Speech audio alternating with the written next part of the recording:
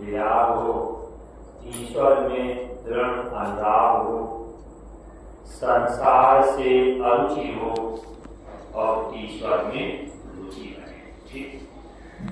श्री राम जय राम जय जय राम, श्री राम जय राम जय जय राम, श्री राम जय राम जय जय राम, श्री राम जय राम जय जय राम, श्री राम जय राम जय जय राम, श्री राम जय राम जय जय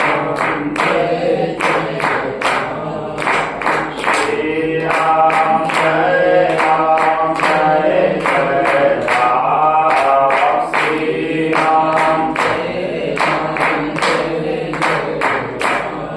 राम, श्री राम जय राम जय जय राम, श्री राम जय राम जय जय राम, श्री राम जय राम जय जय राम, श्री राम जय राम जय जय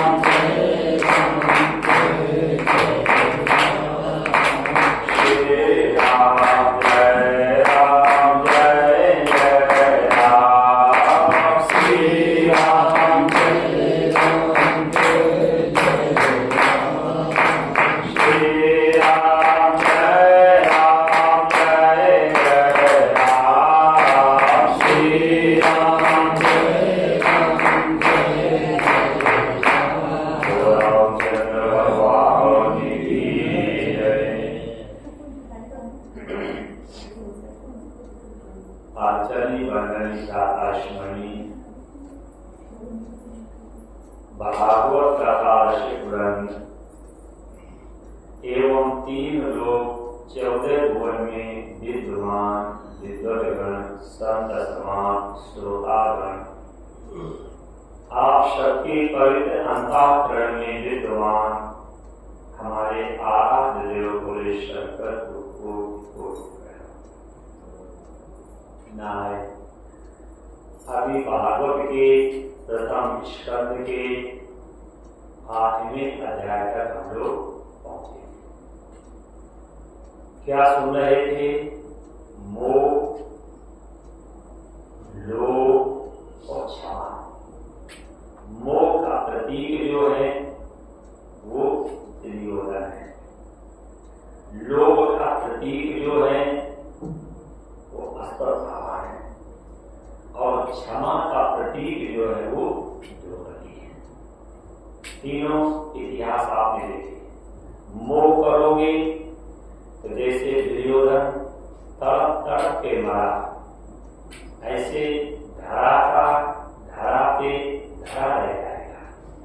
लेकिन जीव मोह के चक्कर में फंस करके और तड़प तड़प के मर जाएगा।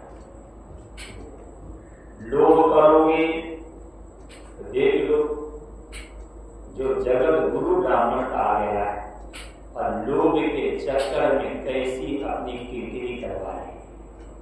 ठीक।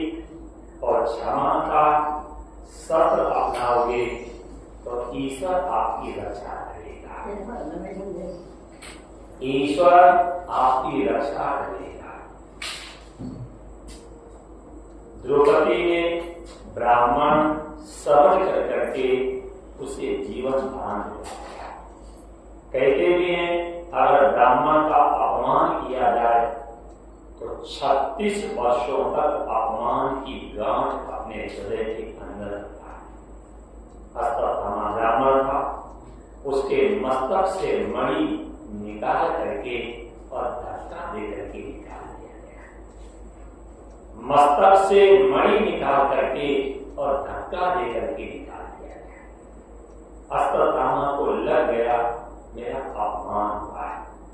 लेकिन देखो ये ब्राह्मण कितना निकृष्ट निकला है, जिसके प्राणों को द्रौपदी ने बचाया ब्राह्मण कहता है कि मैं पांडवों का वंश चलने नहीं दूंगा। मतलब ये ब्राह्मण कितना निकृष्ट निकला कि जिसके प्राणों को भुजा उठा करके पांचों पतियों का विरोध किया और विरोध करके कहा पाई पाई महायोगिन देव देव जगत पति, जगत का जगत गुरु ब्राह्मण होता है। ये ब्राह्मण है, नितराम गुरु, इसे मारो।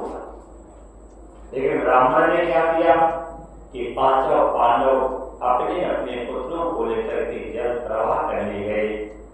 ये जंगल में गया, ब्रह्मास्त्र लिया और पढ़ करके ब्रह्मास्त्र पुत्रा की, अभिमन्यु की पत्नी पुत्रा के गर्भ के ऊपर चढ़ा दिया। और जैसे पुत्रा का गर्भ जलने लगा, वो भाग करके अपने पांच ससुर पांडवों के पास आए, अपनी सास द्रौपदी के पास आए और अपनी दादी कुंती के पास आकर के और अपने गर्भ रक्षा की भीख मांगे रही। जब गर्भ रक्षा की भीख मांगे रही तो पांच ससुर, सास, दादी सबने हाथ उठा लिए, बेटी मैं आपके गर्भ की रक्षा नहीं कर सकता। पुत्रा रो करके बोली, जिन स्त्रियों के पति नहीं होते हैं उन स्त्रियों का गर्भ गिराया जाता है। देख लो भागवत में, जिन स्त्रियों के पति नहीं होते थे और उन स्त्रियों का गर्भ गिराया जाता था। इस जमाने में देखो माँ बाप की चतुराई और करें हत्या, हंस के बताते सफाई। उत्तरा कह रही अगर मेरा पति होता तो मेरे गर्भ की रक्षा करता। आज मेरा पति नहीं है, इसीलिए मेरा गर्भ गिराया जा रहा है। मेरा पति नहीं है, मेरा गर्भ गिराया जा रहा है। पति होता तो मेरे गर्भ की रक्षा करता। उत्तरा ने विचार किया, अरे पति नहीं है तो जगत पति तो है? अरे पति नहीं है तो मैं संबंध जोड़ूंगी जगत पति से। पाई पाई महायोगिन देव देव जगत पति। और जैसे उत्तरा ने जगत पति का स्मरण किया और जैसे जगत पति का स्मरण किया तो ईश्वर एक देशी नहीं है, ईश्वर सर्वदेशी है। बस यही मेरा आपसे निवेदन है कि ईश्वर को एक देशी मानोगे तो ईश्वर की हत्या ऐसा दोष लगेगा। ईश्वर एक देशी नहीं है, ईश्वर सर्वदेशी है। ईश्वर को खंड करोगे तो हिंसा है। ईश्वर खंड नहीं है, ईश्वर अखंड है। ईश्वर को 10 श्रेणी में लाओगे तो पाप पड़ेगा। ईश्वर दिखता नहीं है, ईश्वर देखता है। ईश्वर दिखता नहीं है, ईश्वर देखता है। भागवत में नारद जी ने ईश्वर से पूछा, आप रहते कहां? ईश्वर से पूछा है कि आप रहते कहां? तो भगवान अपना पता बताते, नाम वशामि वैकुंठे न योगी नाम हृदय मद भक्त यज्ञ गायन्ति सत्य तिष्ठाम नारद। भगवान कहते हैं नारद जी से कि नाम वशामि वैकुंठे, मैं वैकुंठ में वास करता हूं। नाम वशामि वैकुंठे न योगी नाम हृदय, मैं योगियों के हृदय में भी वास नहीं करता। मद भक्त यज्ञ गायन्ति, जहां पर मेरे भक्त गान करते हैं तब तिष्ठाम नारद, मैं वहीं के पास करता हूं। दूसरा प्रश्न देखो, गीता में अर्जुन ने भगवान से पूछा है आप रहते कहां हैं? तो भगवान क्या कहते हैं ईश्वर सर्वभूतानां हृदयदेशे अर्जुन तिष्ठति। बता दिया।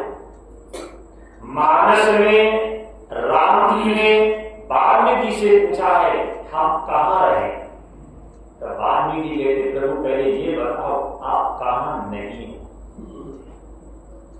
भागवत में ध्रुव ने अपनी मां से पूछा है भगवान कहाँ मिलेगा, तो माता जी कहती बेटा ये बताओ भगवान कहाँ नहीं है। भागवत के 7वें स्कंद में हिरण्यकश्यप ने प्रहलाद से पूछा है नारायण कहाँ है, तो प्रहलाद कहता पिताजी ये बताओ नारायण कहाँ नहीं है। मानस में सभी संत महात्मा देवता खड़े ईश्वर को खोजने की युक्ति बता रहे। भोले बाबा कहते हैं हारी व्यापक सर्वार्थ समाना अप्रेम थे प्रकट होई मैं जाना। ये चौपाइयां बोलते हैं, कथा सुनते हैं, कभी आचरण में लाने तो करना बंद हो कि नहीं हो। उत्तरा को मालूम था ईश्वर कहाँ है, ईश्वर सर्वत्र है। उसने क्या किया, पाई पाई महायोगी देव देव जगतपति, और जैसे जगतपति का स्मरण किया तो जगतपति प्रकट हो गया। देखो एक कथा से शिक्षा को, सची में पहली मां उत्तरा जिसने गर्भ के अंदर भक्त और भगवान दोनों को एक साथ धारण किया। सृष्टि में पहली मां कुंती जिसने भगवान से सुख मांगा। सृष्टि में पहला बालक है पहला जिसने खंभे के अंदर से ईश्वर को प्रकट किया। सृष्टि में पहला बालक है नचिकेता जो मृत्यु के घर चल के पहुंचा। सृष्टि में पहली मां उत्तरा, सृष्टि में पहली मां सावित्री जिसने अपने पति को मृत्यु के मुख से निकाला है। तो ये कथाएं हमें शिक्षा देती है कि हम भी कोई ऐसा इतिहास रचें कि हम रहे या न रहे लेकिन हमारा नाम रहे। काम में अच्छे करो, अच्छी निगरानी आपकी, और लोग भी सीखे सबक सुनकर कहानी आपकी। एक ऐसा सुंदर इतिहास बना के जाना, शरीर रहे या न रहे लेकिन नाम तो बना रहे। शरीर तो रहना ही, जब शरीर राम का नहीं रहा, जब शरीर कृष्ण का नहीं रहा, जब शरीर सरदा जी का नहीं रहा, जब शरीर दुर्गा जी का नहीं रहा, तो आपका हमारा बना नहीं रहा। ये राम कृष्ण जो भी है अगर इन्होंने आकार लिया है तो वो इनके आकार में विकार लिया है। जब राम का शरीर नहीं रहा, कृष्ण का शरीर नहीं रहा, गंगा पुत्र भीष्म पितामह का शरीर नहीं रहा, तो हम अपने शरीर को जिम में जा करके और चमनप्राश खा करके और बाबा रामदेव का दंड बैठक योगा कर करके रद्द हो गए। जब राम नहीं बचे, कृष्ण नहीं बचे, जिनके नाम पर चमनप्राश बने चमन ऋषि नहीं बचे, तो आप सोचो कि सर्दी में चमनप्राश खा खा करके 150 साल पृथ्वी का बोझ बढ़ाएंगे, बड़े लगे। ये शिक्षा लेना। शरीर मिला किस लिए? साधन राम मोक्ष का द्वारा। ये शरीर जो है, आप शरीर है नहीं, शरीर मिला। बड़े भाग मानस तन शरीर मिला है, आप शरीर नहीं हो। शरीर आपको मिला और शरीर किसने मिला है ये तो बोलना। जब शरीर को है ही नहीं, भाई शरीर को मुझे मिला हुआ और शरीर किसने मिला है ये तो देखना। अगर शरीर हमें मिला हुआ किस लिए? साधन करने के लिए। देख लेना, जब शरीर साधन करने के लिए मिला है तो शरीर से साधन कर रहे हैं कि शरीर का ही साधन करने लगे। शरीर से साधना कर रहे हैं कि शरीर की साधना करने लगे। कोई शरीर से नया इतिहास बनाना चाहिए।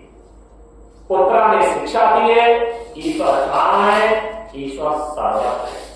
न वो किसी मंदिर में गई, न वो किसी आश्रम में गई, न वो किसी तीर्थ में गई, न वो किसी गुरु के पास गई और न किसी व्यास के पास गई, क्योंकि उसके संस्कारों में था कि ईश्वर सर्वत्र है। हाथ जोड़ करके पुत्रा ने पाई पाई महायोगिन देव देव जगत पति, और जैसे जगत पति का स्मरण किया तो ईश्वर प्रकट हो गया। जैसे ईश्वर प्रकट हुआ तो प्रकट होकर के ईश्वर ने पुत्रा से कहा, रक्षा आपकी करूं या आपके गर्भ की करूं? रक्षा आपकी करूं या आपके गर्भ की करूं?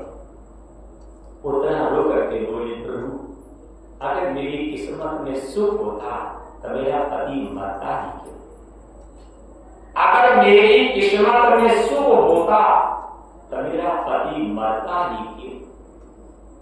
जिस दिन मेरा पति मरा था मुझे मालूम था कि उसी दिन मेरे जीवन से सुख चला गया था। यही बात सीता जी ने कही, जी बिन देह नदी बिन बारी, और तैसे नाते पुरुष बिन नारी, प्राण नाते तुम बिन जग माही, और मोको सुगत कदम कछु नारी। अगर ये दो चौपाइयां मेरी माताएं जीवन में अपना ले तो कभी अपने पति से ये नहीं कहेंगी कल मरता है तो बुढ़वा, आज मर जाए तो मुझे शांति मिले। कभी माताएं कह नहीं सकती, क्यों लिखा, जी बिन देह नदी बिन बारी, शरीर हो प्राण नहीं देखा, नदी हो जल नहीं देखा, पत्नी हो पति ने वो भी देखा। और एक चौपाई मेरे पिता अपना है, बदूलर कली पर घर आई, और राखो नयन पलक की नाई। जैसे पलके नेत्रों को रखते हैं ऐसे हमें अपनी पत्नी को रखना चाहिए। अगर दो चौपाइयां माताएं अपना लें, एक चौपाई पुरुष अपना ले तो आप ही घर में राम राज आ जाए। पुत्रा ने ईश्वर से कहा, अगर मेरी किस्मत में सुख होता तो पति मरता ही क्यों? जिस दिन मेरे पति को वीर गति मिली थी और उसी दिन मेरे जीवन से सुख चला गया। महाराज हमें जी करके करना है। मैं तो उसी समय अपने पति के साथ सती होने जा रही, जब मैं अपने पति के साथ सती होने जा रही थी उसी समय आकाशवाणी ने मुझे रोका था, पुत्रा अपने लिए नहीं अपने अबूझ शिशु के लिए प्राण को अर्थात कह दिया, महाराज रक्षा मेरी मत करो, मेरे गर्भ की करो। उसी समय भगवान मनुष्य मात्र का रूप लेते हैं, पुत्रा के गर्भ के अंदर जाते हैं और जाकर के ब्रह्मास्त्र को नष्ट करते हैं। ब्रह्मास्त्र को नष्ट किया। ये सच्ची में पहली मां पुत्रा है जिसने भक्त और भगवान दोनों लोगों को एक साथ उदर में भर दिया। ये तथा से शिक्षा लेनी चाहिए।